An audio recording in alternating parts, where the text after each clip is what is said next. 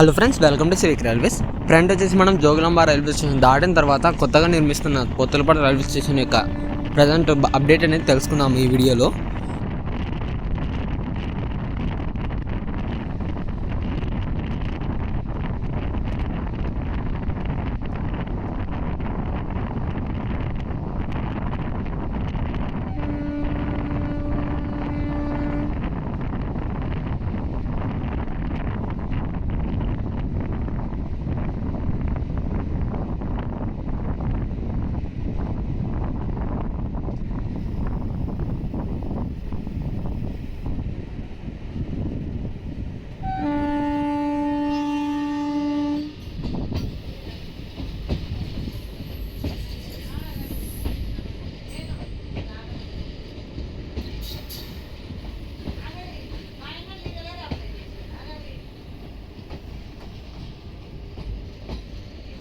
So friend, మీరు observe చేయొచ్చు, మనకి ఇక్కడ స్టేషన్కి సంబంధించిన వర్క్స్ అనేవి జరుగుతున్నాయి.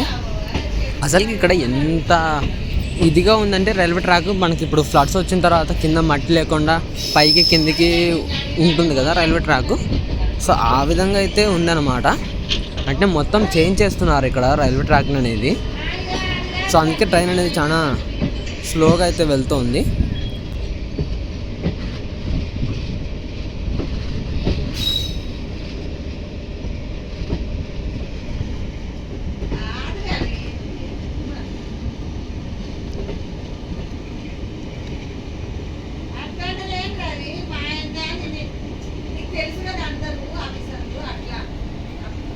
సో యువతల వైపుకి అయితే మీరు అబ్జర్వ్ చేయొచ్చు. నాకు తెలిసి యువతల మరొక లూప్ లైన్ అనేది వస్తుందని అనుకుంటున్నాను నేను.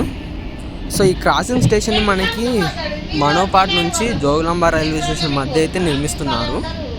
సో ఎందుకంటే మనకి ఇప్పుడు మనోపాడ్ నుంచి అలంపూర్ మధ్య ఎటువంటి క్రాసింగ్ స్టేషన్ లేదు. అంటే దాదాపు 16 కిలోమీటర్ల వరకు ఎటువంటి క్రాసింగ్ స్టేషన్ లేదనమాట.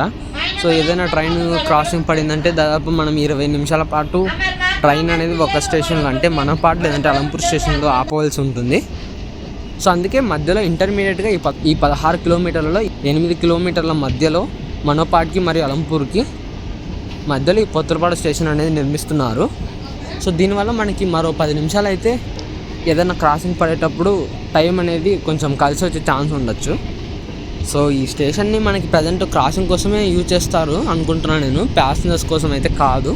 అంటే జస్ట్ క్రాసింగ్ కోసం మాత్రమే ఉంటుంది తప్ప ఎటువంటి ప్యాసింజర్ రైళ్ళు ఆగవన్నమాట ఈ స్టేషన్లో. సో ఇదే విధంగా మనకి మహబూబ్ నగర్ గద్వాల్ మధ్య పేరూరు రైల్వే స్టేషన్ కూడా ఇదే విధంగా ఉంటుంది. జస్ట్ క్రాసింగ్స్ కోసం మాత్రమే ఉంటుంది తప్ప ప్యాసింజర్స్ కోసం అయితే కాదు. సో ఇక్కడైతే మీరు అబ్జర్వ్ చేయొచ్చు, మా పొత్తులపాడు రైల్వే స్టేషన్ యొక్క కంట్రోలింగ్ మెయిన్ బిల్డింగ్ అనమాట ఇది.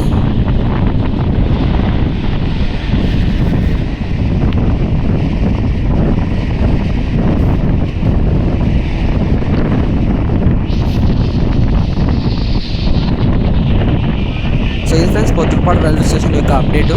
ఈ అప్డేట్ గురించి మీ అభిప్రాయాన్ని కింద కామెంట్ రూపంలో చెప్పండి. Thank you for watching.